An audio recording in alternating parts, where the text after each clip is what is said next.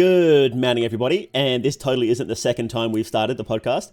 Welcome to the 10th episode of the New Gods podcast. I don't know how we managed to make 10 and still didn't get chased off of YouTube. It's so funny how you're replaying the same joke you were just saying last time. You're not supposed to say it. It's a bit. Coming up with new jokes is hard, man. You just gotta. If it works, then just keep reusing it. He's not reusing old jokes. He's being environmentally friendly with his jokes. You gotta pump up the podcast ESG score. Exactly. You know, when you have to think of new stuff, you burn more energy. So we have to get that down, right? I'm sorry, what is the ESG score exactly? Oh no. We'll be here all day if we get it. I will tell you after the podcast. Okay. Yes, so this is a very special episode. And so what we've done this time is we've taken fan submissions from you guys. And basically, it's any questions you wanted to ask us, any theories you wanted us to discuss, builds, what's our favorite characters, anything like that.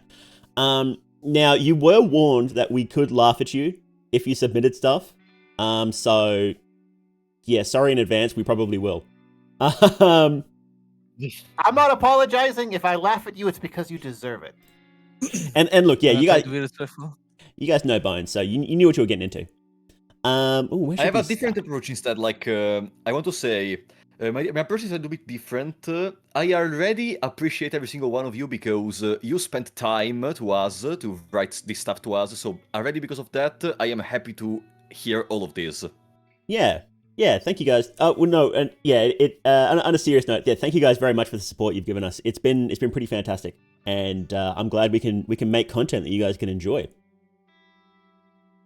So, let's just get into it. Well, so there were three places people could submit. There was the Discord, YouTube, and a submission form. And I'll just go through, I'll just get a question from each one, and we'll just loop around like that. So the very first question is Olivia or Abella the best girl in Termina?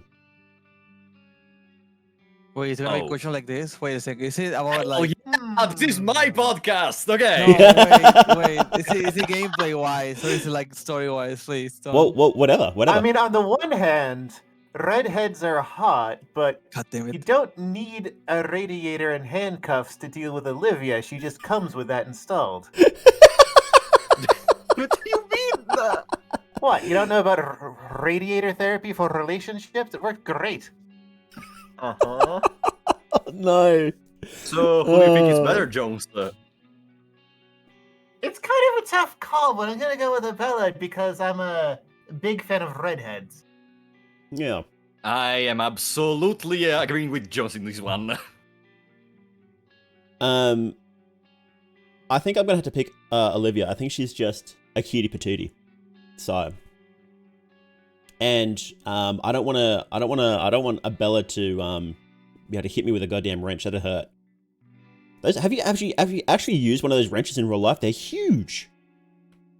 That would hurt like hell. Depends on the size of the pipe wrench. Some of them are relatively small. Some of them are absolutely massive. Yeah.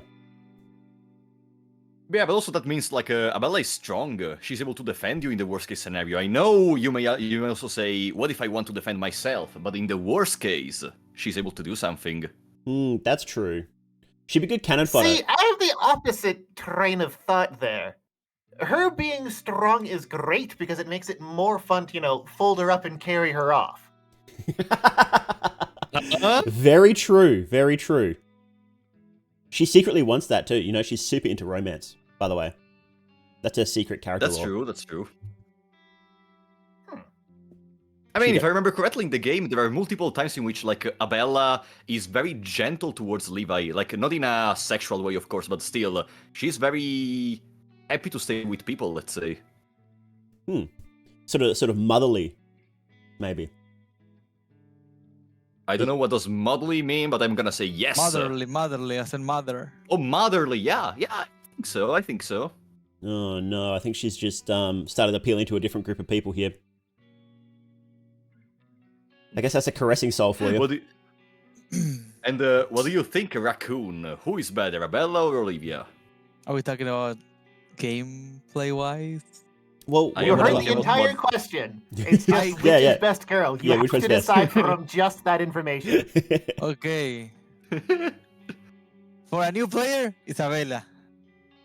Okay. Okay, what They for a carry seasoned their player?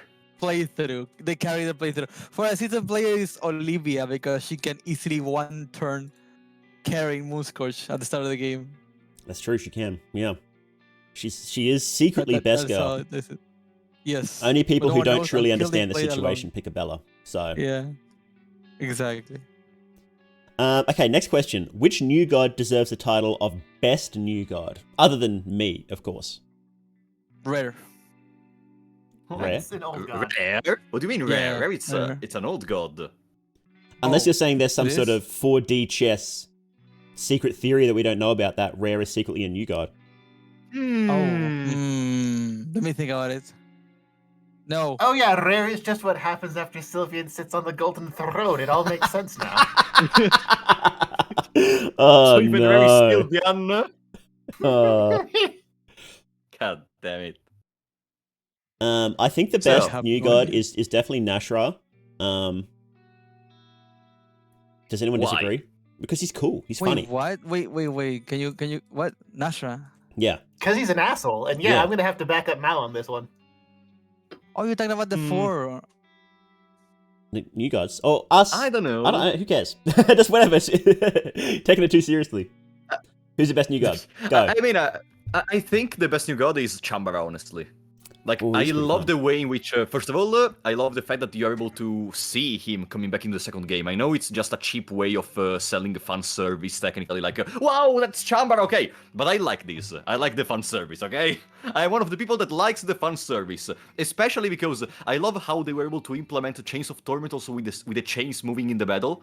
Yeah, And it's in sick. general, Chambara boss fight is one of my favorite boss fights of the games. Basically Fear and Hunger 1, because in Termina, a little bit less. But in the first game, Chambara is one of my favorite boss fights because Really? I love how it's because of boss fights specifically, because it's a boss fight that seems so impossible the first time you see it. And by the time you understand how mechanics works, etc., it becomes basically a joke. Like, once you stack up a person with guard, with the gaunt armor, and with, if you want, the Iron Shakespeare soul, you literally take 7 damage from each revolution tier, you take like 10 damage from each Chains of Torment. Like, I think Chambara is the definition of expertise in the game. That's See, interesting. It's funny you bring that up because I don't think he was there as fan service. I think he was there as creator service. Creator service. What do you mean? Because he was the secret, hidden, super difficult boss fight in both demos. Oh, really? That is true. That is correct. Yeah, it has like 100,000 HP in the demo, if I remember correctly. Plus, like, the instant kill attack that can't be guarded. Huh. Yeah, but if I remember correctly, the version that walks around has 100,000 HP. Good lord. I never fought that one, but yeah, in both demos, he was an optional super boss. Huh. There you go. He was also one of the first designs Miro ever came up with for the games. That's right. It Another was reason to love super him. early, wasn't it? I do think he's there for lore reasons, though. I don't think he's there entirely just for fan or creator service. Because there's the whole thing I mean, about. of course, of course, I'm going very extreme when I say it's fan service. But Yeah. I mean, you can also integrate the fan service into the lore if you really want. Like, That's I'm true, not you saying can, I'm not saying it like detaches from the lore, that it doesn't make sense. No, absolutely. Let's see. What's the next question? Next question is. Wait, but Bonesy and Dark Raccoon didn't say their opinions. Oh, didn't I they? like No, Rare. I did. I was backing up Mao with Nasra because he's an asshole, and I like that.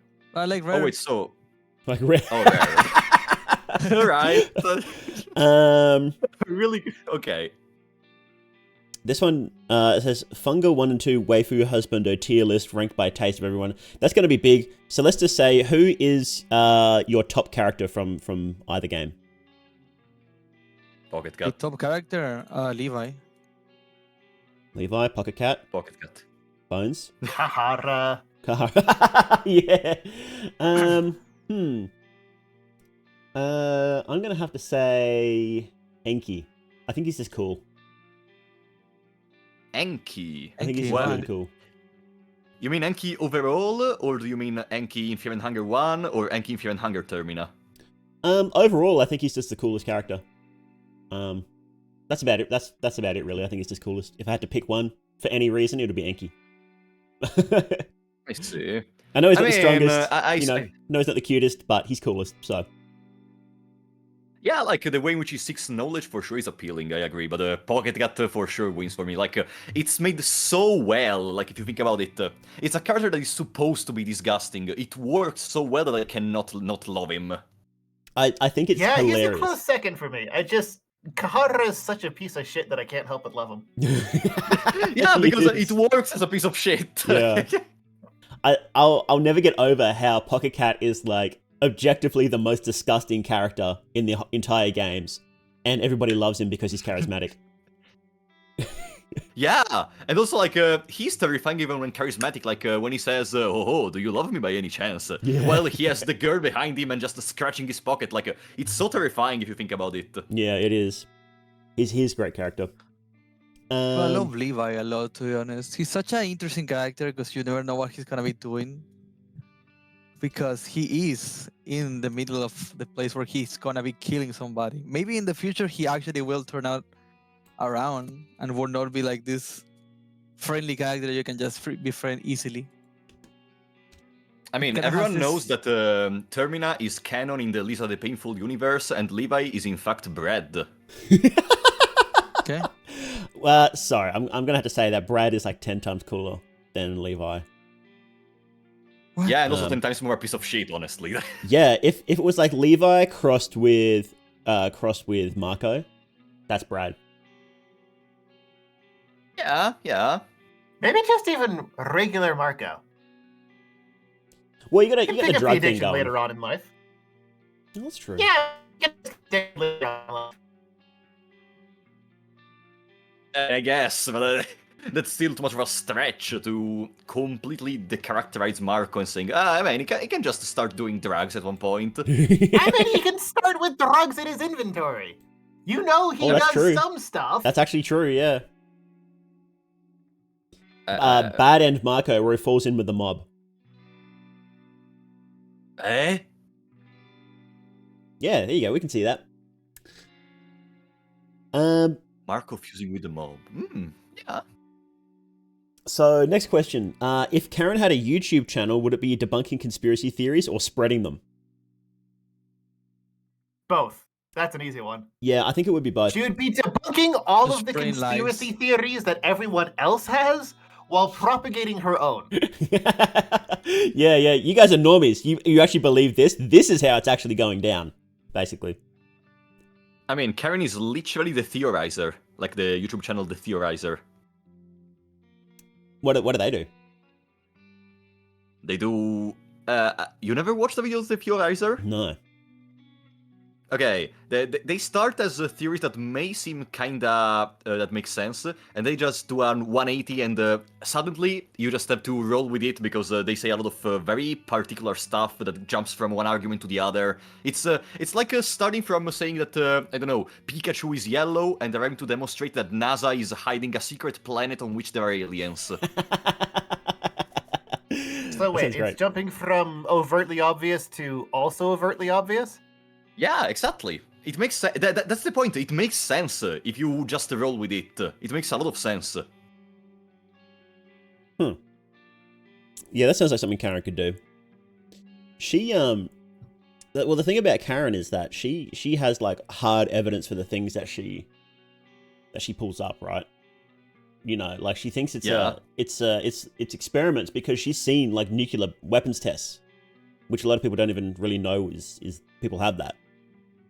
So I don't know. But it's funny to think it's the Theorizer, so I'm gonna go with that. Yeah. Next question is, I'd like to see a fungus story take place sometime between the first and the second game.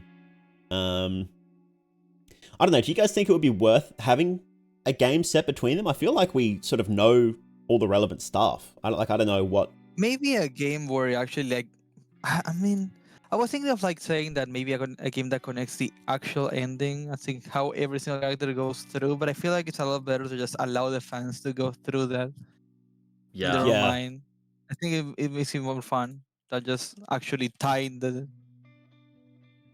I think the problem with an interquel between the games is that the series is basically a strange real take on real world history, and most of the period after the 1600s up to the early 20th century was defined by the Americas, the way establishing continents and growing countries worked like that. And while there was other stuff going on, having to figure out how to rewrite history to accommodate the fact that there isn't a slowly growing empire across the ocean would be a lot of legwork that I don't think Miro would be willing to put in.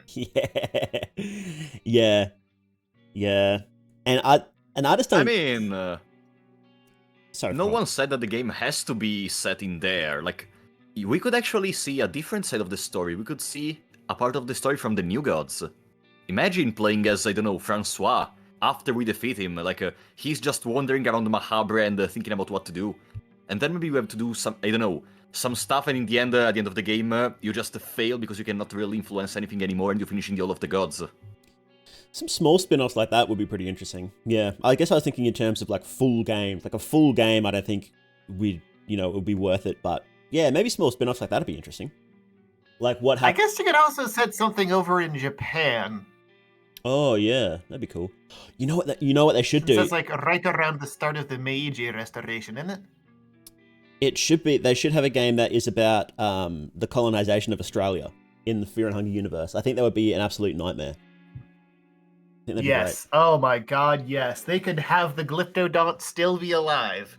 You don't even need to like make up horrifying monsters for an Australian Fear and Hunger. You can just use these species that got wiped out. Do you think they would be Lizardman New Gods as well? Oh god, I wouldn't even know how to fit any of that in there, since it's like half the crap that's extinct in Australia is already just a Lizardman New God. Yeah. And there's an interesting stuff how a lot of Aboriginal mythology has the dream time, which like immediately ties back into rare and all that sort of stuff. So instead of how the Americas in Fear and Hunger is covered in darkness, you could have Australia's be covered in the dream and half unreal the entire time. I'm just gonna say one thing just to let that sink in. Can you confirm me that the alligators are present in Australia? Yes, we have. I think it's crocodiles here rather than alligators. Oh, crocodiles. Okay. Maybe we have both. Imagine Marco punching a crocodile. All right, you solved it. That would be cool. God, it's that one image everyone's been seeing everywhere of the AI-generated fat black dude jump kicking a crocodile. No, didn't you see they made up again? They're friends now. Yeah. I have seen that. I did see the wedding photos too. Oh, I have seen that. Yeah, I remember that. Oh man. Okay, what was next? Which Termina consumable would be the most tasty, the most delicious? Or which consumable in all the games would be the tastiest? Oof. I would say a blue vial is like kind of like this like energy drink that you drink at the gym. Yeah, blueberry energy drink. Yeah. I would say that's the tastiest one. That would be pretty tasty. What did they rename the Panzer Chocolate to? Pep Pills. Pep Pills. That's the one. Yeah, that'd be pretty wild. It feels like Dick Duck. Oh, brown vial then. Do you reckon a brown vial would be tastier? Brown vial looks like it would taste like poop, but No, it's chocolate. It's sweet chocolate. I mean, if you think about it, yeah? Isn't that just a light blue vial with the pep pills in it?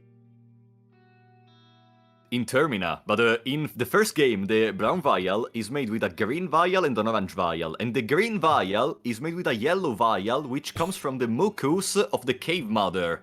But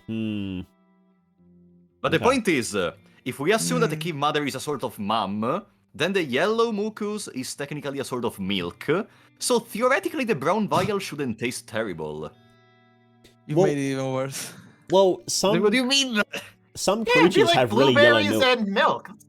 It's not bad. Yeah, actually, that probably wouldn't be too bad. They call it mucus, but I think it would probably just be more like just milk. You know, really fatty milk. Yeah. Yeah, and you know what? Since Raccoon is saying, oh, it's disgusting, my favorite food from the dungeon is the brown vial. Shut up now. Look, I can't go past a good meat pie. Can you do meat pie plus in Termina? I can't remember which ones you can. Yeah. They also give a 30% more attack. Yeah, I'm definitely doing that then. That sounds great. Love a good meat pie. Okay, next question. Is Lagarde a vampire? Probably not. No. No, he's a blood golem. Just ask Wormgirl. Actually, that's what people were thinking, was that because he did because he's got the resurrection magic, people think that he might be the one who spread that around and was sort of like the origin of the vampires. Because obviously he's been around for like 400 years at this point. So he might be. Yeah, but I mean, no. I don't know. Just simply no. I don't even know how to continue with this phrase, honestly, but just nah. I mean, new gods hang around for a while. Francois was like, what, 600 years? Oh, I'm not saying that's why he's around so long. I'm saying that he's been around.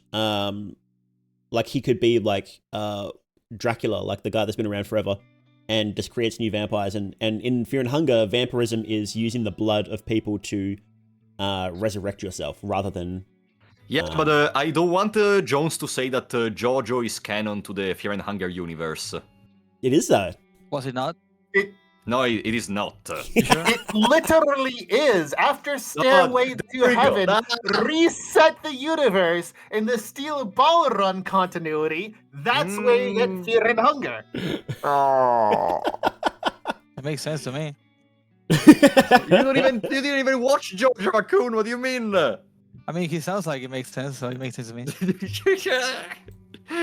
I mean, I can defend this. I can explain this. Stairway to Heaven has the ability to reset the universe to whatever the author feels like writing at the time.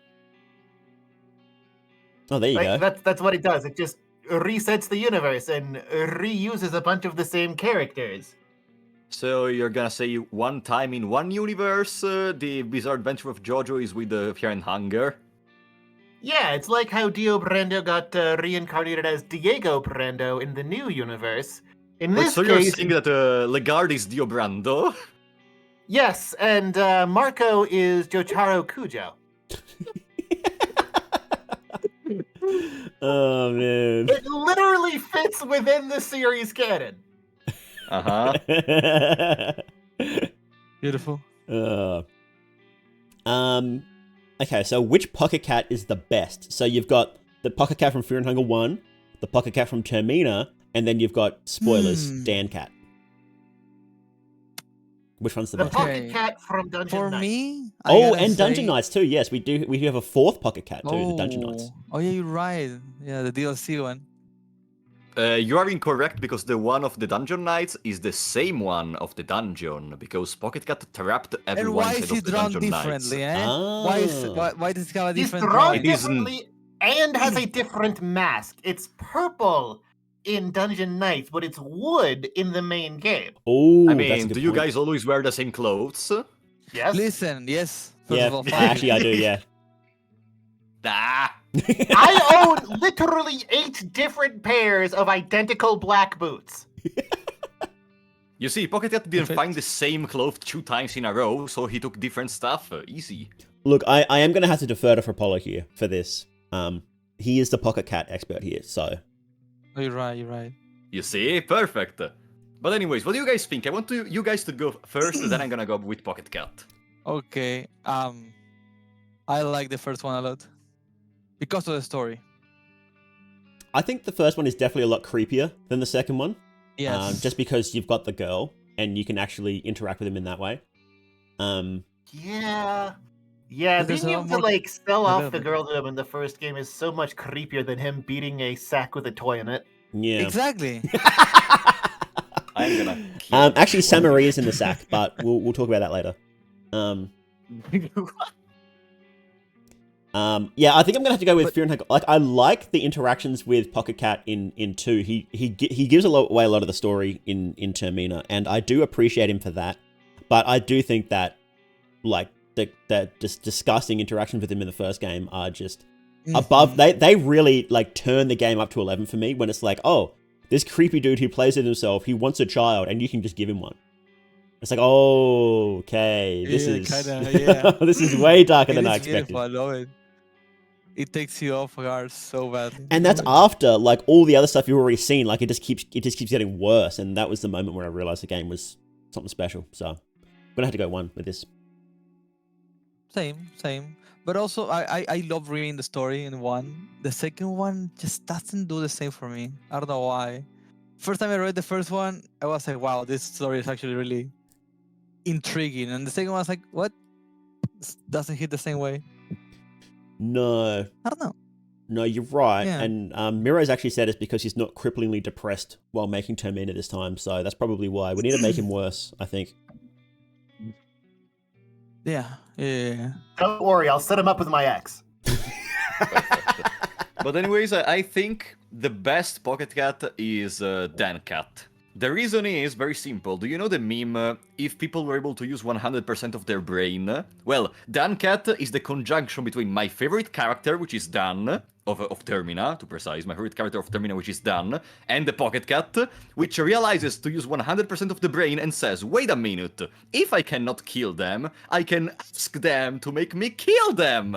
Like, I cannot not love that part. Like, that part sold me Pocket Cat forever. Arm it is your wish is my command, or head it is your wish is my command, is one of my favorite lines from Termina. Absolutely. Yeah, it is. That was a great moment in his fight, where it's like, oh yeah, tell me what you want me to remove, and he can't say no. That was great. It's so funny. I think that is able to was able to recreate. I usually say that Fear and Hunger Termina has less of an atmosphere than Fear and Hunger 1. I think in that moment I was able to feel Pocket Cat once again. That moment really made me think, oh Jesus, I'm really terrified. Like, I still remember the first time I fought Pocket Cat. I was blinded on my Oza blind run, and the chat told me, just kill Dan. You can get the organ harvest to heal your blindness. I went to the tower. I see Dan turning into Pocket Cat, and I just always gonna remember that with a lot of affection. Yeah, I think he needs to be buffed so that his limb removal is completely unavoidable. It shouldn't be able to miss. It should go through any limb protection, I reckon. Same. I used to say that he was the hardest Moon Scourge, but I was so wrong. Yeah, he's so easy to disarm. Yeah. There is one cool thing Miro could do. There is this funny boss fight I saw in another game, which is Black Souls 2, in which at one point there is gonna be the, how is it called? The cat with the boots. The cat with the boots, when it lands one attack on you, will remove all your equipment. If he does that, not only you lose all the accessories and all the preparation, but this also means that the battle can be done more quote-unquote balanced, because the developer always knows what you are gonna have in that moment, because you will not have equipment. That sounds terrifying. It is, especially because the cat in the boots, after removing your equipment, was gonna just completely annihilate you, because unless you're playing the game by leveling up, and if you want to enjoy it, you usually don't, he just one-shots you multiple times. Oh, that's great. Okay, next question is, how do we summon you guys? So how you know how in Termina you can summon the new gods through different ways, like Ron Chambara has the crow, right? How do we summon us? I'm guessing you summon Mao by putting a TV connecting it, then disconnecting it, then connecting it, then disconnecting it, and like the third or fourth time he shows up, No, drives through, and he's like, "You what up?" see, I'm just possessing a television, okay? I'm not actually like a TV Oh. demon, okay? But this is a common misconception. You just need to get a bar of silver and put that on a ritual circle, and that'll summon me. All right, I thought you were a TV Sona. Sorry. Oh, I get that a lot. How about you guys? I mean, for those who don't know, on Discord, my name is Fiorellino. Fiorellino means flower. So I guess the best way to summon me would be to take a flower and hug it. Oh, You are the most weak summon. Okay, Not let's see even- about the incredible way to get the Dark Raccoon out. Come on, go ahead, Come on, Raccoon. guess it. is How it is a, Okay. is it a dead Sorry. raccoon? Do you ritually sacrifice a copy of Sly Cooper in a bloody circle? Yes! Yes! That is exactly what I do. Yep. And I sum it up. It's like, yup. Oh. How about you, Bonesy? How do we summon you? Well, this heart that you see around my neck is technically a sigil, so you could put that in your favorite summoning circle. Oh, there you go. Like how Heartless has the lock you get from her. Yeah. Or, like any of the symbols of the old gods. There you go. I love how we went from distorting a TV to sacrificing ritual circles to hugging a flower to burning a copy of Sly Cooper. Yeah, You gotta pay for the Slack Mover copy. yeah, sounds I about gotta right. come up. Who's So this? Dark Raccoon is pay to win, that's what you're saying. Whose is the most expensive then? I guess Bones technically, if it's that heart locket.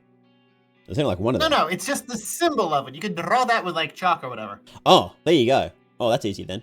I'm the most expensive then because silver bars are like 500 Australian or something. So Yeah. They're actually quite cheap for me because I'm from Argentina. I actually thought about signing to you with my currency and just to surprise you at one point, but I don't know if I should do it because it is like it's gonna be something I have to spend for a joke. I don't even know if it's gonna be funny. that would be really funny. That is the joke tier. But if somebody does subscribe to my $500 silver bar tier, I will legitimately buy a silver bar with it. I'm legitimately going to do that. It's going to be great. I like it. So what's next? Samari's role in the church. The Stalker. To show up or to not show up and then glitch afterwards. My theory is that because the connection with the gods is based on attunement with them, Samari might have been built as similar to the gods as possible. Well, there's that theory that Lagarde is like a clone specifically to help channel Olmir.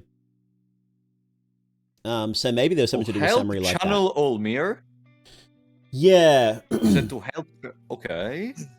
Because he is copying the story of Olmir, or he keeps trying to and failing. But then his kid became an old god, or an ascended god rather. Basically, Lagarde is we have all mare at home. Yeah. So there is a possibility, like it's not impossible that they did more of that, but I think Samari is just a regular person that they just has the right soul, so they kidnapped her and made her work in the church. In what is it, the 7th circle, I think they call it. It's like the deepest layer where they do all the crazy stuff. I think. Yeah, I don't think there's really anything particularly supernatural about her backstory. There might be, but there's not much that we know about it at the moment, so we'll have to wait until she's playable.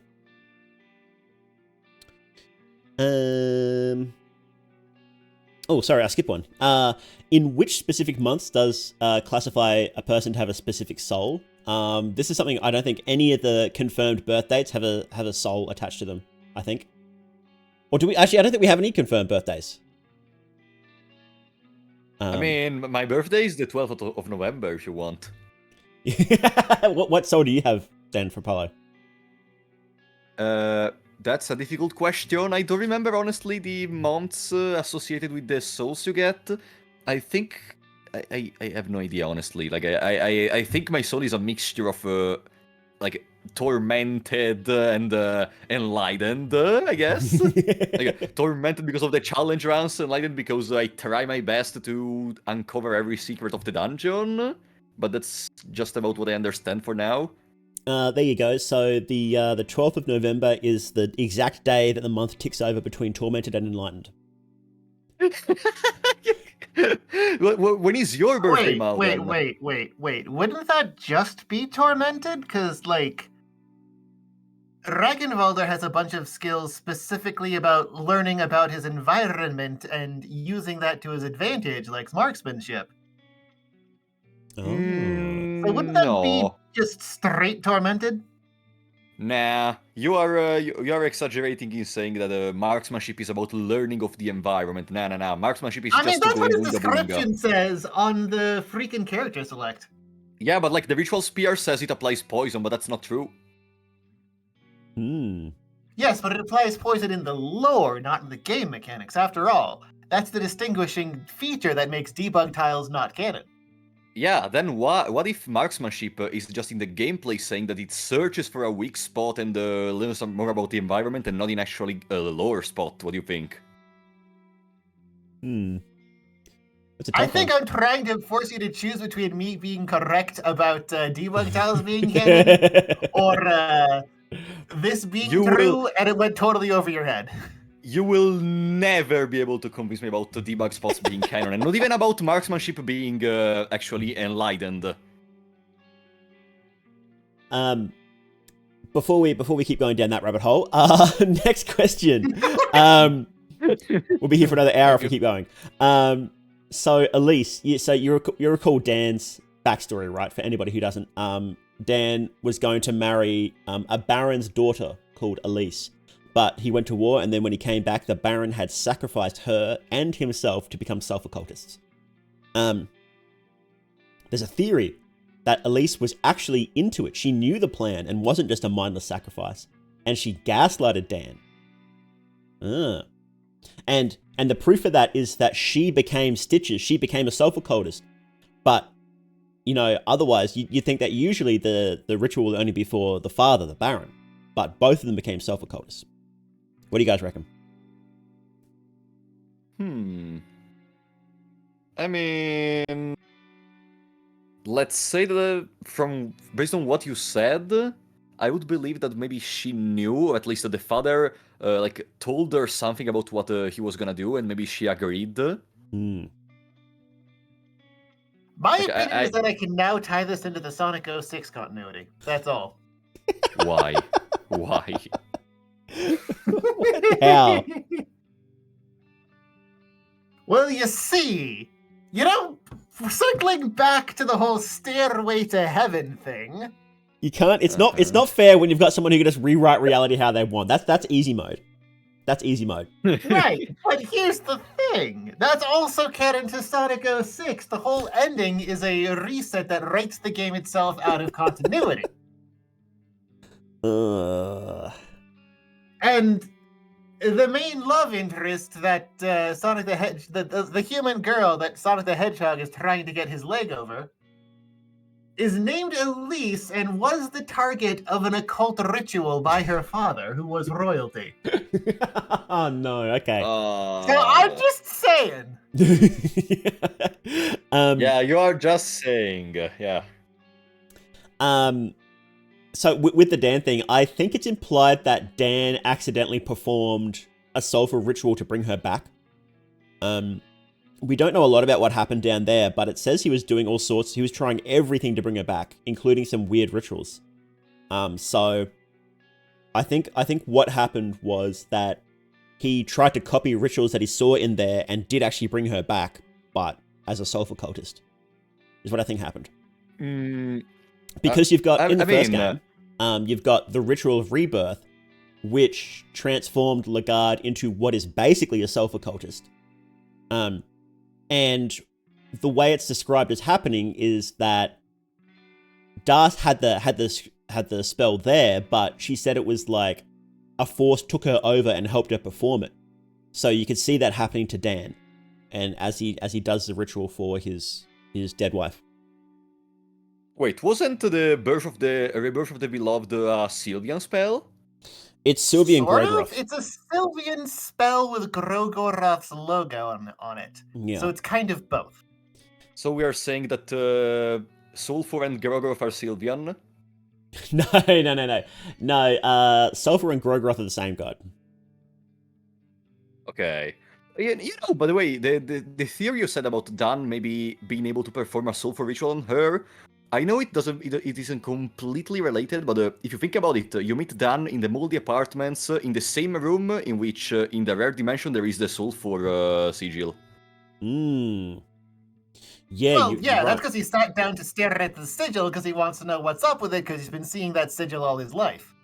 Yeah, exactly. So it may make sense, actually, that Dan performed the sulfur ritual. Yeah, it is interesting that he ended up there in like the one spot in the city where the sulfur sigil is openly drawn. Out of everywhere he could have gone, he ended up right there, so maybe he is like mentally drawn to it somehow. Yeah, exactly. This is where we introduce the law of attraction as can interfere in hunger. And also, like, you know, for is. example, Henrik... Oh, what? What did you say? Like chaos magic is basically how yellow mages view the gods. Like that's why they pray to the gods, because they're like, yeah, it's just basically this mindset. You know, as long as you get in the right mindset, it doesn't matter if the gods are real or not. And like Osar doesn't think the gods are real, like not like conscious entities. He thinks they're just like natural forces like gravity. He doesn't doesn't think they're like, you know, like how we think of them as entities. He doesn't think of them like that at all. So, but anyway. Yeah, but also about that thing about being in the perfect place at the perfect moment. If you think about it, Henrik, for some reason, was able to arrive to the mayor's manor and became the mayor itself. Like, if that's not that is not a coincidence, maybe, because Dan is in the room with the sulfur sigil. Henry became the mayor. Like, it's too many things to be a coincidence. It's rare revealing all of the contestants' real natures. Yeah, exactly. Yeah, that makes sense. And I wonder how much of it is logic trying to fit people where it thinks they should go, in quotation marks. It's like, oh, this guy's a gourmand and we have an open space for someone who likes eating. So here you go, you can just sort of get nudged there. And like this guy, oh, he's all sulfur in the brain. Let's put him in the sulfur spot. Because logic's got the whole like subconscious thing washing over the whole city and doing all sorts of weird shit, so. Yeah. Okay, next question is, what is the worst possible build that could still get you the hardest ending for each game? The worst possible build to get you the hardest ending? Yep, so what is the hardest ending for like the first game? Wheelchairless. Oh, there you go. Nobody other than me has done ending A with Olivia wheelchairless. Well, there you go. That's easy. Is that the hardest ending? For the Wait, first ending game, Mhm. I'd say the hardest ending, if you're going legit, would be Ragnvaldr's ending, which is useful because Ragnvaldr is the worst character. So you just like take Ragnvaldr, don't get dash, get I don't know, bloodlust, and then you never get new skills. No, you know what? Take Devour, because bloodlust is still maybe able to help. It might help in one fight. No, because like Devour can also maybe help. They're both terrible skills. I think they're about equally bad. Yeah, but they told the worst possible build that is still able to achieve an ending, and like bloodlust is gonna make you die. Yeah, but you don't have to use it. It can just sit there taking up space on your skill tree. Oh, I thought with build you meant everything you have is gonna be used into the build. Okay, no. Then in that case, yeah, just go with bloodlust. And you can still beat the game just like that. Yeah. I mean, once I finished up my guides for the rest of the stuff, you'll just be able to. I mean, most of my guides are written from the perspective of trying to solo it as little girl, but. It's very simple how to make the game the most impossible ever. Cut off 2 of your legs, 1 of your arms, put the penance armor on, get blinded. At that point, you can still finish the game. You cannot lose your arm, so you will not have to like die because they cut off a limb. but you still have to go through a freaking tormented route because you're gonna be very slow, you don't see anything, almost. Like, it's perfect. Yeah, have you done that on stream for Apollo? No, I will never, I say it like right here, I will never do on stream a run in which my character is blinded. Like, a stream in which the challenge is that. I will maybe, once I do a face reveal, do a stream in which I, in real life, get blinded. So the people that are watching can still see what happens. But, So you're not gonna do a put your eyes PNG out on that is stream. blinded? Wow. what? You're not gonna do a PNG that is blinded and speedruns the game? No, because the point is, I think, if people just watch a black screen, because I just go through the corridors, etc., it's not really funny. If Oh, people that's are able true, to yeah. see and I'm not, it's different. That's Oh, actually yeah. true, isn't it? Yeah, that would be a pretty boring stream, hey? Yeah, exactly. Yeah, imagine, look at this sick decision he just made. That sick route was crazy. Man, it's just a black screen. Yeah. What do you mean? Oh, Yeah. sometimes also blindness bugs, and when you enter the battle, like you cannot even see the opponent. Oh, that's funny. That's what blinders should do. It should just not show the opponent on the screen. Yeah, you know, the problem is when you select a body part, you still see the name, so like it kind of removes the purpose of not seeing the opponent. Take away that too, then. Yeah, just show nothing. That'd be great. Oh. Then once you get the mouse bug, where the cursor just gets stuck, then it's a problem, though. Stacking bugs. You know, that would be a real fun upgrade to blindness. Instead of just lowering accuracy by 80%, it also makes you select a limb at random when you attack. Ooh, Nice. there you go. Yeah. I mean, yeah, but keep in mind that people already reset when they get blindness because they don't know if you keep the iron mask, you remove it. But so I don't think there is a reason to make blindness even worse. Wait, if you put the iron mask on, it gets rid of blindness? Yeah. So it's like the for salmon some snake? reason. Yeah, it's the same way the Yeah. salmon snake soul cures infection and bleeding. That's funny. Interesting. That's very funny. Maybe it's a magic mask then. Can we theory craft this? It's magic. Can we do that? It's called the Iron Mask. It's not called the Magic Mask of Sonic or something. So no, it's not a magic. Magic mask of Sonic. It could be magic iron, though. Ooh. Hang on. Is there like a mythological connection between? We need to skip to the next question before we actually take this We are. seriously. This is gonna take Next us like an question. hour. Next Yeah. question. Come on. Yep. 1 billion lions versus an old god. Eh? Who will win? Lions. Lions win. Lions. You reckon? 1 billion? I mean, it's a lot of lions.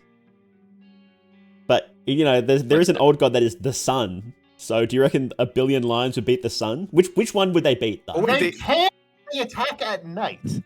I mean, the rare will have such a easy time. Let's make them sleep. They could beat Depths, couldn't they? Because Depths is already dying. Some dude with a stick can come down in there and kill it. Yeah, for example, a finishing blow. Yeah. What about a not dying old god? Could they beat like Grogroth, you reckon? No. Like No. Burning I Gates mean- is gonna kill all the lions in one single attack.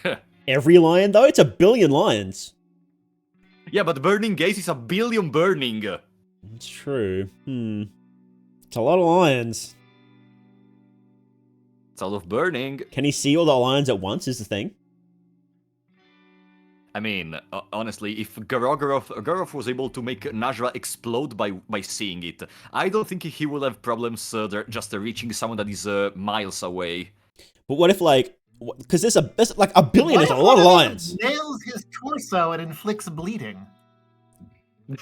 Yeah. But Garoroth levitates. Like, I don't think they will even be able to do that. We are able to do that because it's gameplay. We don't beat even the traces of Garoroth. Like, the Garoroth is just there and says, I'm gonna yeah, kill you. that's true. We don't even beat the traces. They just decide to leave, kill yeah. us afterwards. So yeah, it's gotta be Grogoroth in that case. But they could take out the sun god. They just have to attack at night. Yeah, fair. We'll Yeah. we'll draw the line that that's the highest they can beat is the sun god.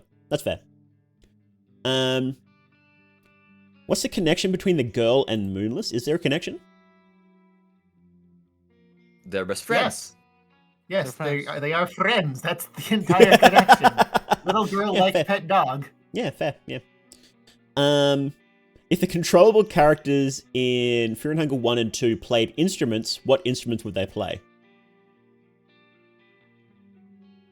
Wait, Levi would play the piano. Oh, Because yeah, he there you really go. wants Levi to plays learn piano. Easy. That's true.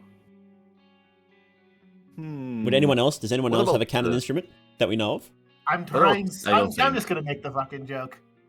I mean, Dan will I play mean, the we all know vodka. Kahara would play the skin flute. Yeah. Yeah. Is it? I don't know why I see like Dan as a possible player of violin. I don't know why. I could see that. I could see him as I like think Dan a would a play- big double bass player for some reason. I think Dan will play vodka. I don't know. I feel like Ragnvalder wouldn't play an instrument. He'd be the vocalist and do a lot of death metal growls. Yes, that's perfect. Like those Viking chant metal music that people play. I mean, to be honest, Enki is literally a member of a metal band, so like technically, He they is. should be a band together. What does he play? Would he'd be the drums? I reckon he'd be a good Enki? drummer. The It's triangle. it's Gatmoe. He's actually like the best drummer you've ever seen. He just doesn't look it. Next question is, who's your favorite old god? Who's your favorite? We already went through this, I think, right? No, that was new god. It's rare. No, Raccoon, to keep the joke going, you were supposed to answer a new god to this Yeah. question to screw with people. It would have been funny. I'm sorry. I don't know, I'm gonna go with Depth just because I really like Flock of Crows. It does have some good abilities, doesn't it? I really like the Sun God because we still don't know who. There's still so much mystery about the Sun God, and like all the hints we've seen are like really tantalizing. So I'm still my brain still locks onto the Sun God, and I can't think about the other ones. And so for that reason, Grogroth is also my favorite. So. I see. I mean, to be honest, Venushka brought us the Pinecone Pig, so I cannot not love Venushka. That's a good point. That's a really good point, actually. Oh, my PC is going to standby. Wait a second. Okay. Whew. Now my PC was going into standby because I was not clicking anything. Who's your favorite old god, Bones? Oh, I already said Depth. Oh, you did, didn't you? I just completely zoned out there. I sometimes do that when you speak, sorry, Bones. Rare Depths, Grogoroth / Sun God, and whatever Frapolo said, I wasn't paying attention. Venushka. That one, yeah. Yeah, I think, is that like all of them? So nobody said Sylvian. Sylvian. No, poor Sylvian. Nobody likes Sylvian. She just wants to be our friend everyone too, is by the way. Sylvian. When you fight her, she doesn't want to fight. She wants to play with you. That's why she tries to hug you with her tentacles. And that's why she makes the little versions of you, because she's like, oh, you guys want to play? Here, I'll play with you. And then you cut her tentacles off, and she runs away crying. So I don't know. I imagine it in a sort of sadistic way, like, oh, you guys wanna play? All right, I'm gonna make you fight your own self. You know, I find it like sadistic. no, because she's a goddess of love. She doesn't have a bad bone in her body. She wants to love Yeah, you. she loves you, Frapolo. Yeah. Yeah, but like, imagine someone comes to you and says, "Let me show you some love," and then hugs you and strangles you to death. I mean, Yeah. that's so. Yeah. I mean, if she's cute enough, that's basically the ideal relationship. Yeah, it is. I kind of disagree. But, of That course, you just can have means your you have terrible opinions. taste. Yeah, sorry for Polo. But no. Okay, so this is one I've been waiting for. What is your favorite unhinged out there theory with or without evidence? Pocket Cat Unhinged theory? having imprisoned the people in Dungeon Knights. That is a good theory. I really like It's that not one. unhinged. It is unhinged, yeah, but it's good. Oh, thanks. I'm gonna You know go with the what's up? one that I came up with like 5 minutes ago, where the entire Fear and Hunger universe is just the results of the of Still Stairway cool. to Heaven. Raccoon, do you have any Alright, we're wild gonna theories? have a skin of Legard with Dio Brand at one point. Right? And like Osa is literally just Abdul. It's fine. It's perfect. It works. Man, I loved when the freaking Dan said, I'm gonna show you my stand, and then Pocket Cat appeared. Well, I guess mine would still be the one that I made a video of, which is that August is Ragnarvalder. Is that really unhinged? A lot of people think that. But there's people who Yeah, but defend those it people are like all crazy. unhinged. That's true, yeah. Yeah. And there's people who, go against it. Sorry, not defend it. Also, I want to take advantage of this spot in the podcast to answer to all the commenters that are always making the same question under the Pocket Cat trapped people in Dungeon Knights theory. A lot of people were saying that it's not possible that Ragnarvalder remained stuck in Dungeon Knights because there is August, which is technically either Ragnarvalder itself because of the other theory, or a descendant. Now, I don't believe in the theory of August being Ragnarvalder, so we're only gonna consider about a descendant. Everyone said that the family of Ragnarvalder got killed by Legard, and so there is no way Legard doesn't escape the dungeon. But, I'm gonna tell you this, we were in medieval times. Ragnarvalder was part of a civilization that was able to go away to enter in contact with other towns, with other people. In medieval times, it was not uncommon for people to do one particular thing, which was having sons with different people. That's why I think August was made before entering into the dungeon, and the reason he's friend with Moonless is because Moonless recognizes the scent of Ragnarvalder in August. Easy. Okay. See, when you brought up Pocket Cat for a second and a Ragnarvalder, I was like, oh no, is he gonna really bring up the M-Ring theories? The what? no. Don't- No. I'm not even No. We're moving on. Talking about giving the fangirls too much We fodder. do not need to discuss Ragnarvalder's canon lactation. No! My God. No! We're too far down the theory rabbit hole here. We've gone too far, bros. It's like reaching the bottom of the bottom of the dungeon. It's like you've gone too far, and you knew it. You shouldn't have even entered in the first place. Cannot escape. My favorite unhinged theory. I have people say all of my theories are unhinged. But I think they're all pretty credible. Grogroth is the sun god. It's legit.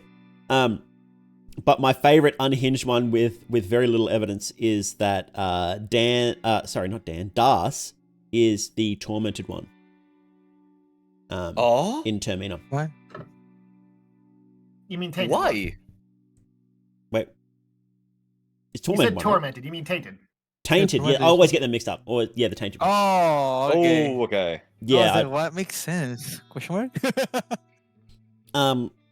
So I'll just go into it briefly, for anybody who hasn't heard it. Yeah. Okay, so Marcos. Where should I start? Okay, so the 4 skills in the first game, right? The 4 souls: Endless, Enlightened, Domination, and Tormented. Domination is the only one missing from Termina. And, everybody thinks, oh, it's just because Miro didn't want to add that soul for whatever reason. It didn't fit the game or whatever, right?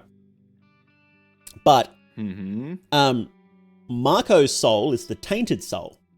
And he has every single one of the skills from Domination except one, which the player can't get anyway, which is Leg Sweep. Even in cases where the Domination soul skills were split up, because I think 2 of them were split up into 2 skills. All of them went to Marco. All of them went to the Tainted soul. Now, you may be saying that, well, the other souls had their skills shuffled around, like one of Endless's skills got moved to somebody else, for example. Or 2 of them, I think, did. So why couldn't it just be that the Domination skills all just went to Tainted Soul? Well, I respond to that by saying that why would you make a soul that has every single one of the available skills, even in cases where they were split up, in the exact same soul and not just call it the Domination soul? Like, why not? Why would you do that? There has to be a reason for that. Yeah, that makes a lot of sense, honestly. It's the first time I hear about it, but yeah, I actually like the theory. Now, and it's very funny how you mention it, because I am cooking a theory about Darcy in these days, and it kind of fits even with what you're saying, honestly. okay. Well, I'll connect this back to Das right now. So right, that's just a soul, right? Well, and then the next question is, well, could it just have been Marco's soul that was tainted and not the whole domination soul, right?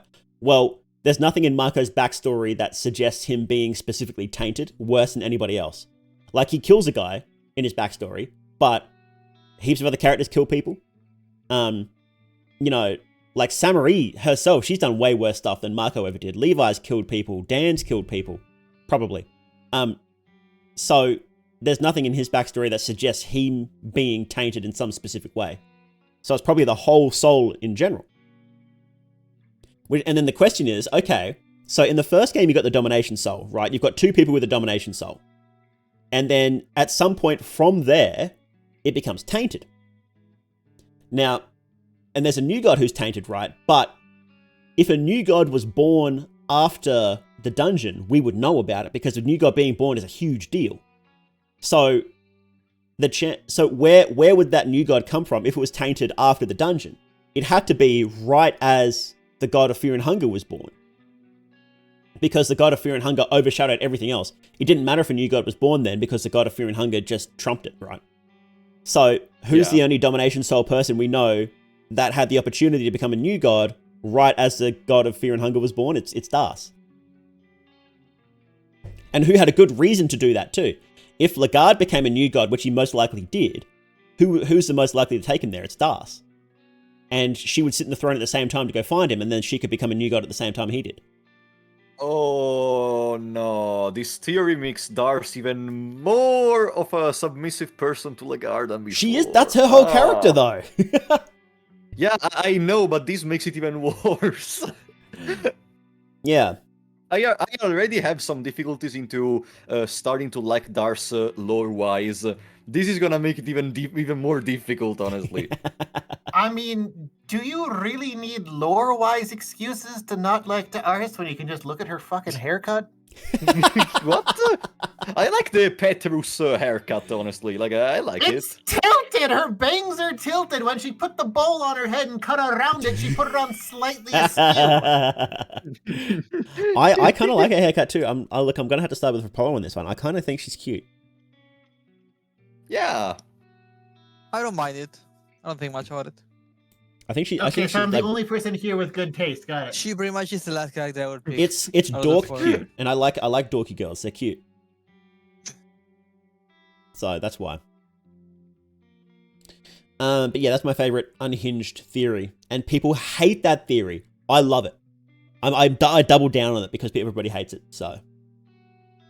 I like it too. No worries. See, whenever I talk to people and I explain it, people are like, "Yeah, that sounds good." But then whenever I talk to them in Discord in the server, they're like, "Nah, it's awful. Stop saying it." No, I'm not. I'm doubling down.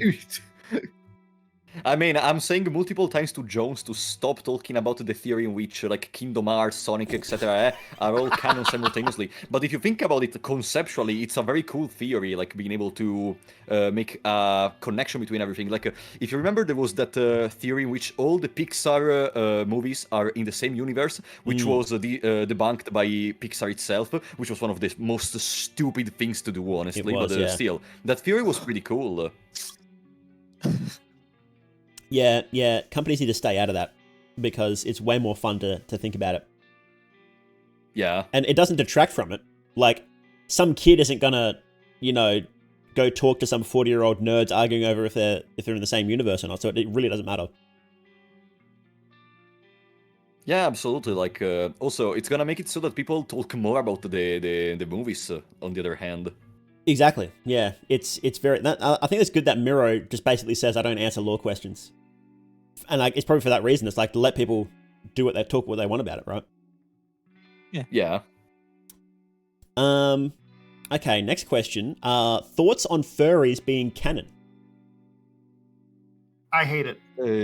I don't mind it. It sucks. I hate it. Like, I gotta say, Mataneko Kone Magnificat is one of the coolest boss fights, and I don't care if it's a furry. Like, as I told you even some episodes ago, as long as something is made well, I don't care if it's furry or whatever the hell it may be. If it's done well, I'm gonna like it. Okay, but done well requires it to not have furries.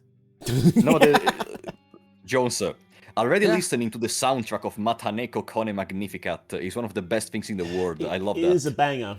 Okay, but it has furries in it, so it's not good. I do have to clarify something. Your opinion, of course. I don't think the question is asking about Mata Neko or Rancid. I think they're talking about Dan and Pocket Cap.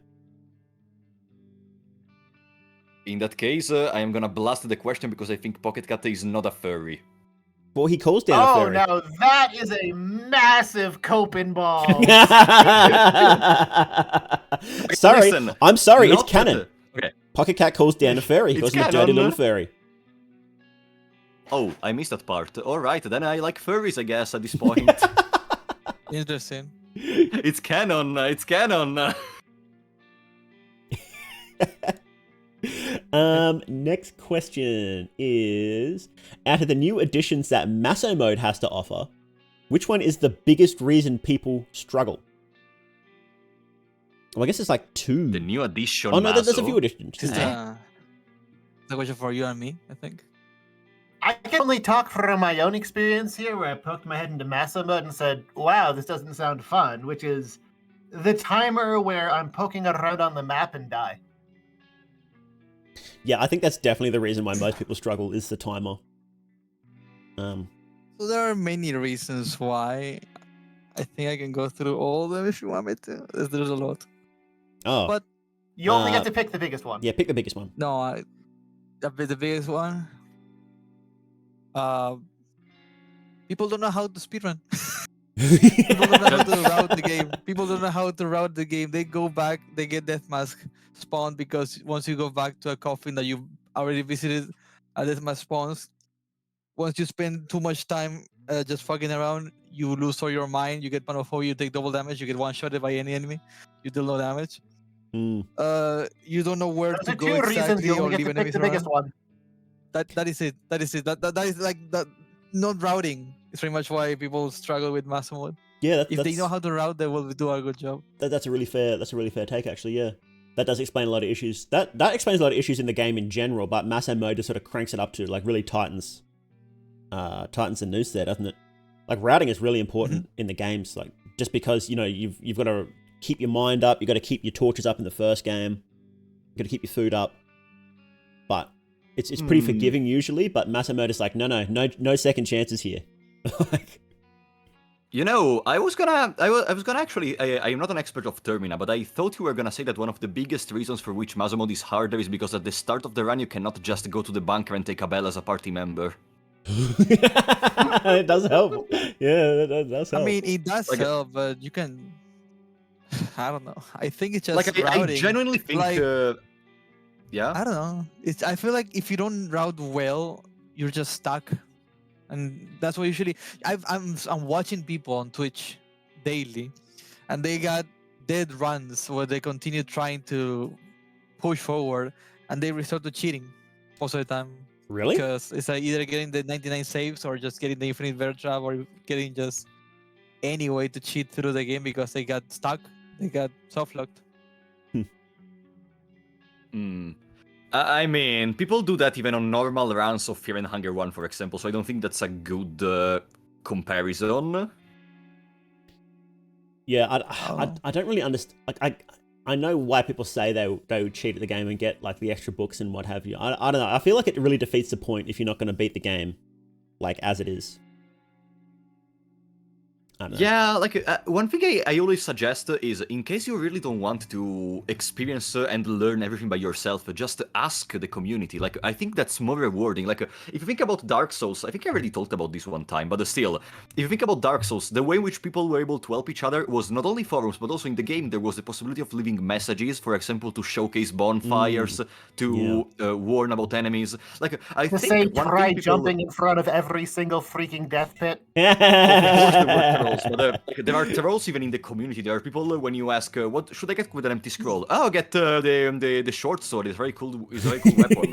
Like, The point is, there are always gonna be trolls, but I appreciate much more a person that is ready to learn and that is ready to actually ask for suggestions, rather than a person that just says, I don't care, this game does not deserve my time, and I don't want to learn it, so I'm just gonna cheat. Like, between the two, I prefer the one that actually wants to learn. Yeah, it is definitely better to go and talk to the community about that. I think that's one of the things I really like about the Fear and Hunger community, is especially the Discord. You can just jump in there and just like, hey, I'm struggling with this thing, or like, where do I go now, or you know, what am I doing? And then people were always happy to help, and I really like that. Yeah, exactly. Look, we've barely scratched the surface of all of these questions. We got like 150 submissions. Lightning round, let's go. We got 10 seconds per person to answer. I think we're legit gonna have to just do like a 2 or 3 part episode. Yeah, sure. To be honest, that's fine. I think I think one that would be good to end on would be which character do you guys like playing as the most? Out of both games, which ones do you enjoy playing as the most? Oh, that's hard. Because I gotta say Levi, because I love Levi so much. It's such a character you can build however way you want. You can make it a mage, you can really make it a tank, you can make it a gun. Yeah. Yeah, it's the best Joker card that you can get. Of course, if you have it at a party member, he's like the worst, but I like it. But as a main character, he's the best. When I was doing because I did not long ago, I did a video about like how to start each character, like how to build them at the start. And I was playing Levi, and I'm like, I kind of have to. I almost made like 2 or 3 different builds for him, and almost put him in the video. I'm like, man, there's just so much you can do with him. Ended up cutting it down to 1, just so it's like I can just say this is what I would do if I had to pick one thing. This is what it would be. But he's just really versatile. And starting with a gun is great.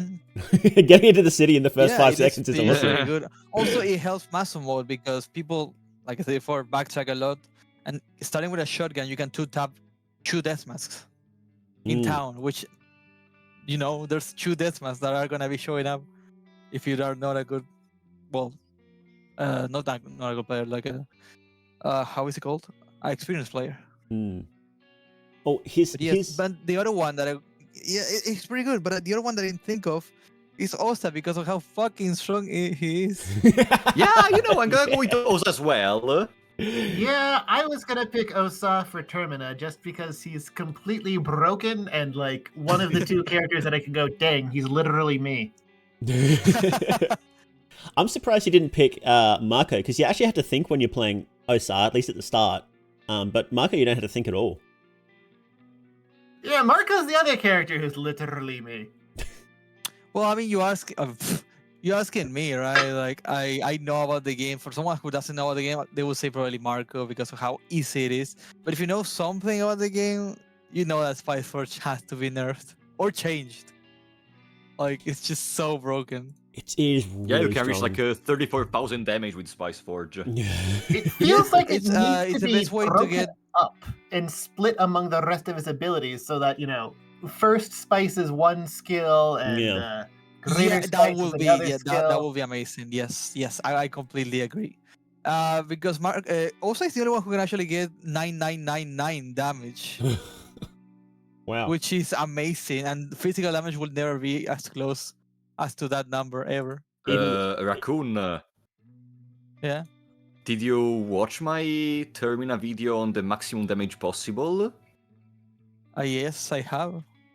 Okay, do you remember which thing won? Was it Osa? No, it was the meat grinder. The meat grinder does the most damage possible. Does it do 9999 damage? No. It does a total of 35,000, I think, which is more than double combustion, which is around 34,000. But I like seeing 9999. I mean, you can use. I think you can achieve that if you use, like, I don't know, the Sergal Spear, which is the highest attack weapon, combined with, I don't know, Bloodlust, because I did not use Bloodlust since I wanted to rev up to do double the attacks, but you get 10% more stuff that you would get with rev up, so I think Sergal Spear is able to reach 9999.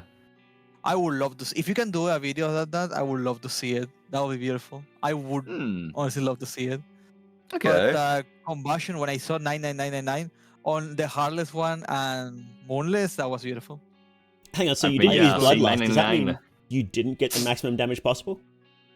No, because if you use Bloodlust, you cannot rev up. And the rev up not only gives you plus 40% damage, but also gives you the possibility with physical attacks to act 2 times in the same action. Huh. And the point was getting, So, like, Bloodlust gives you more attack, but overall, revving up is better. Yeah. Oh, okay. Yeah, that's fine. Bloodlust just sucks. Yeah, I guess you can make another video and put it like most damage in one turn.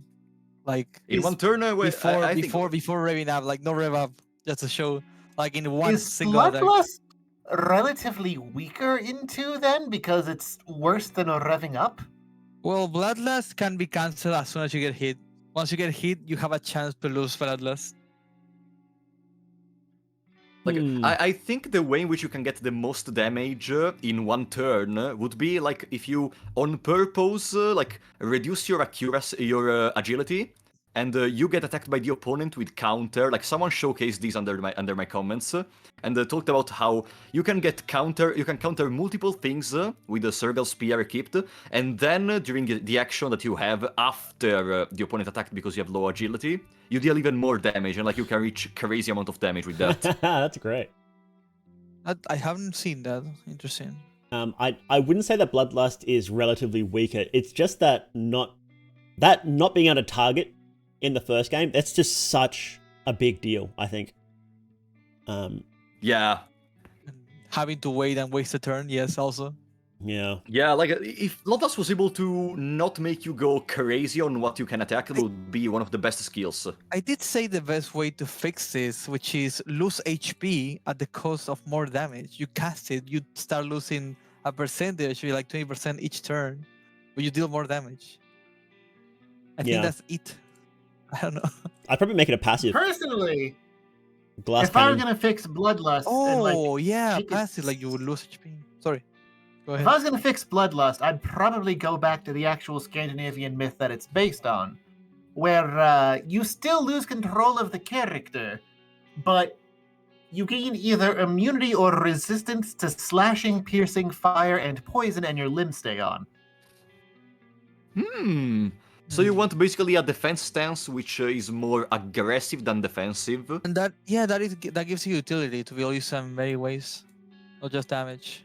Yeah, like in the original myths, the only way you could kill a guy who was berserked was with a blunt weapon, because their skin hardens to the point that nothing could cut it or pierce it. That's interesting. I like it. You know what? I like that a lot. Yeah.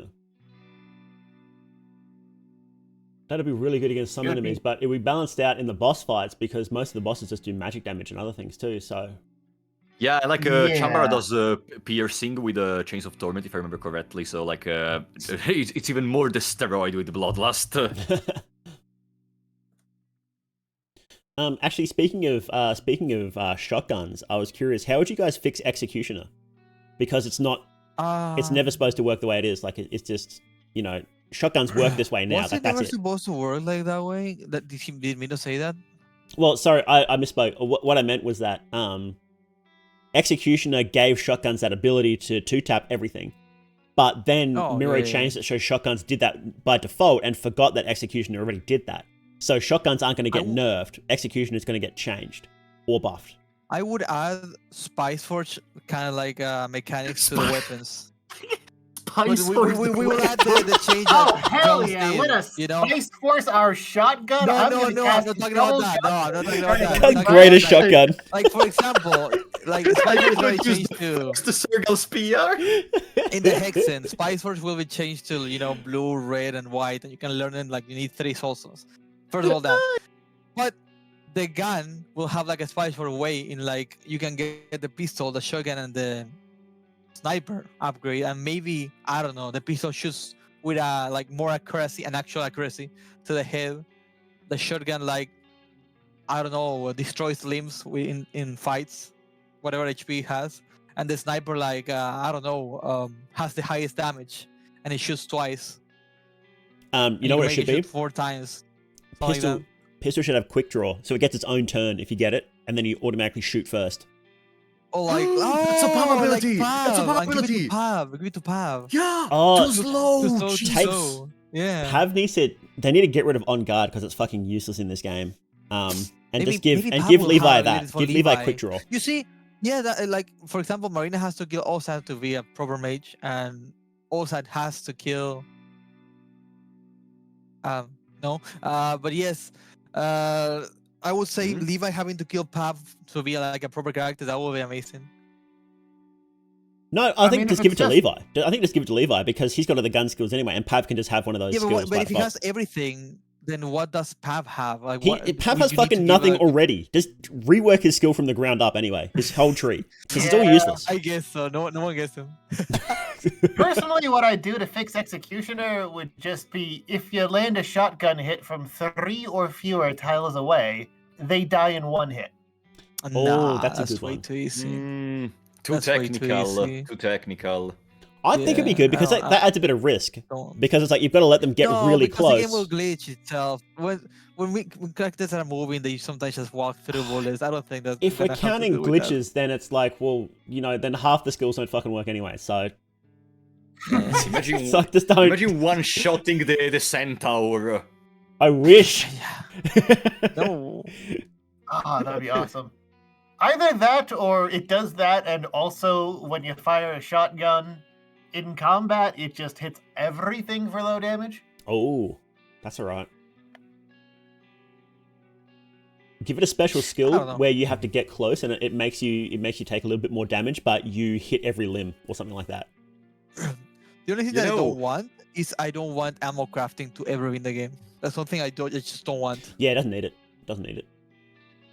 You know what I want with Executioner? The possibility to dual wield guns. Like you can have 2 guns at the same time. 2 pistols. Let's go. Two shotguns. Yeah, 2 snipers. yeah. Oh. And also a special shooting animation in the overworld where you just shoot 2 times, and in that case you kill with 1 hit.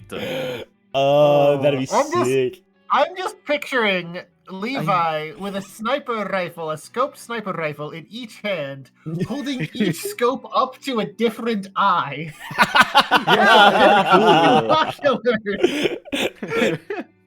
That's amazing. I imagine Rambo Levi, to be honest.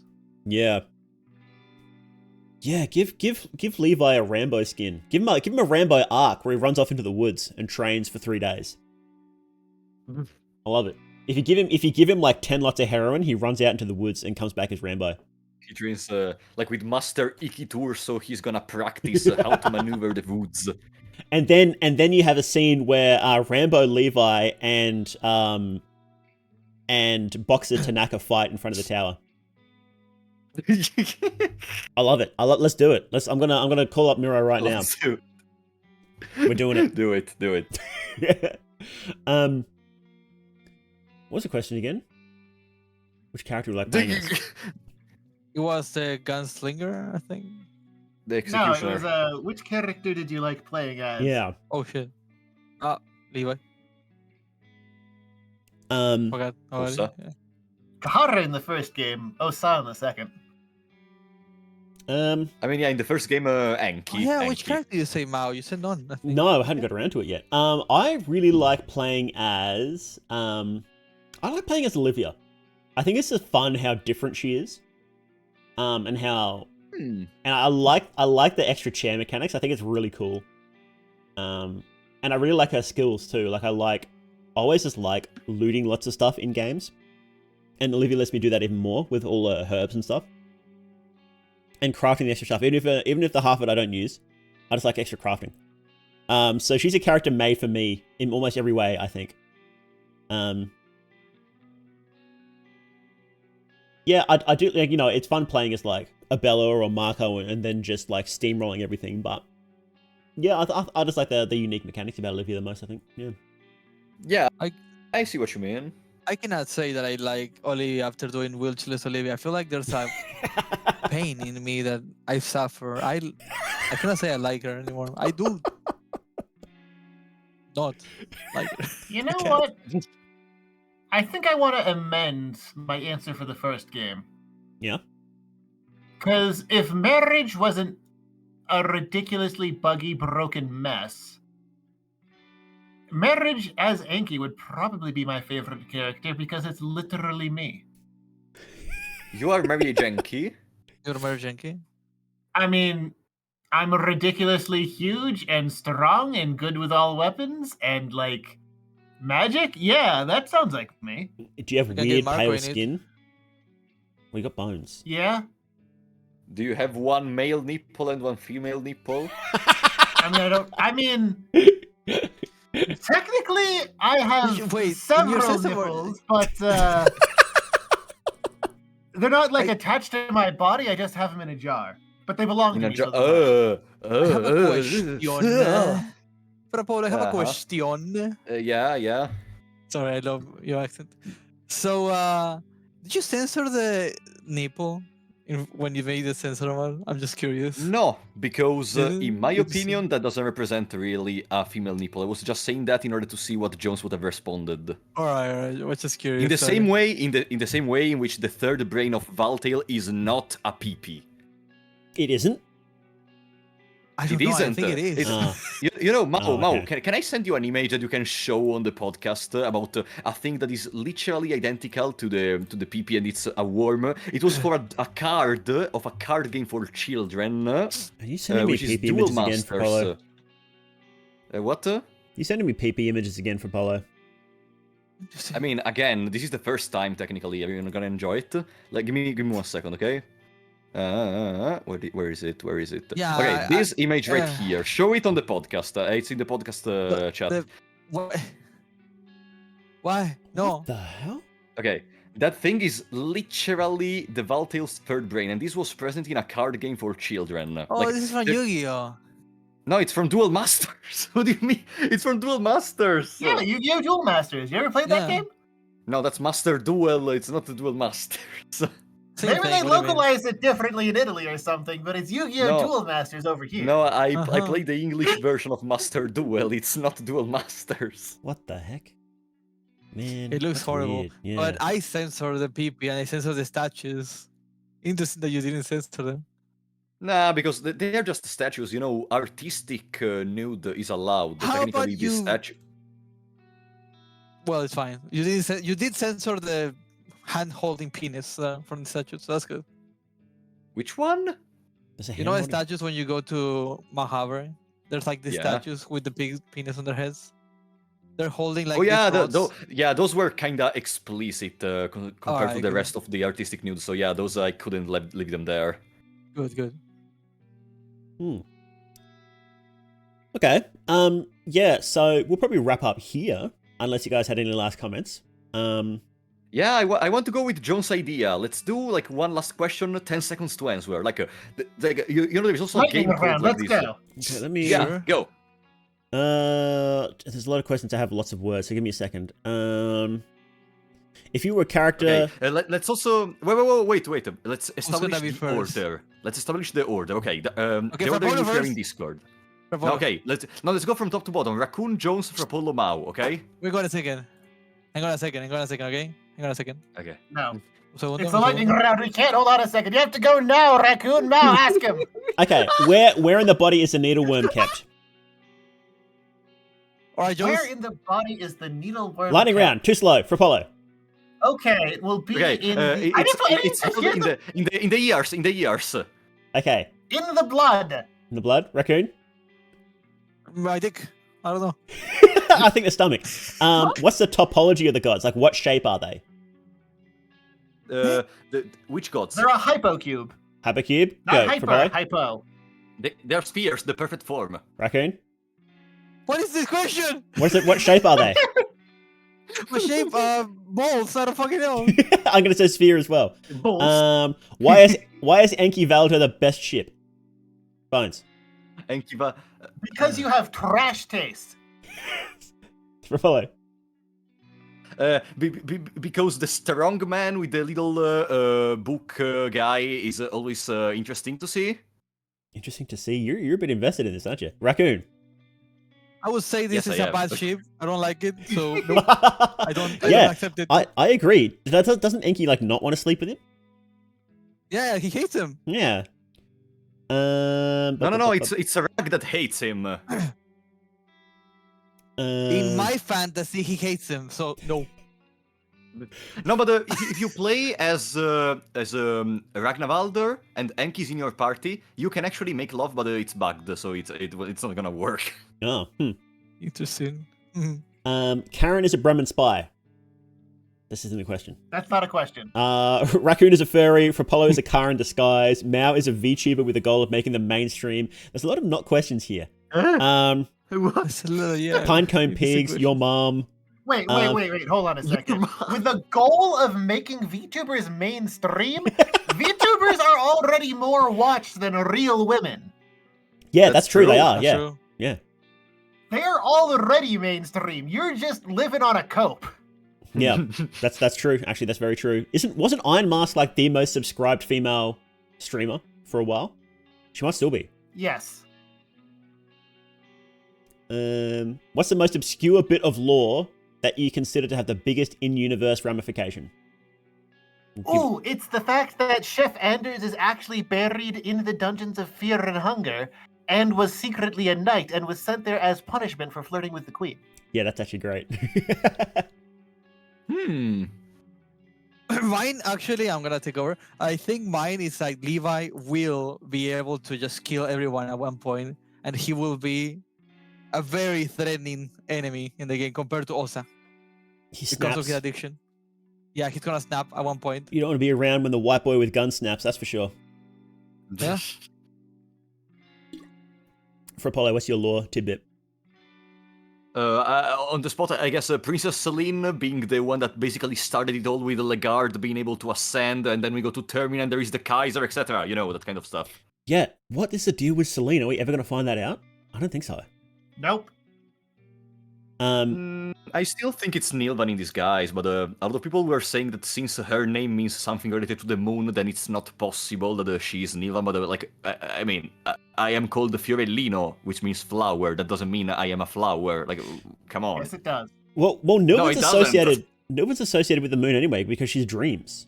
So, like, she's always sleeping, so that's moon stuff. So that's fine. Yeah. That's because Nilvan is just what happens after Sylvian sits on the golden throne, who is also rare. Yeah. And my obscure lore tidbit is that Grogroth is the sun god. Obviously. I think that's the most important thing. Understandable, yeah. Yeah. Okay. So, you guys happy to end it there? I'm happy to end it there. And we'll leave the rest of the questions for a part 2. Maybe even a part 3. There's a lot of questions. Exactly. Your ships are blood. Keep sending new comments, guys. Keep sending new comments. And also remember, the only ship canon is Allbones Jones plus Mouth Dog. Yeah. All the things will be left open. Dreams, maybe. I'm way too good for him. I am so far out of his league. You have no idea. That sounds like coat bones. Sorry. Yeah, all the forms will be left open, so make sure to keep sending stuff in if you want us to take a look at it. Thank you all very much for 10 episodes. Thank you all very much for the love you've sent us. We really appreciate it. Keep sending comments in. Yeah, that's about it. Thank you boys for coming in.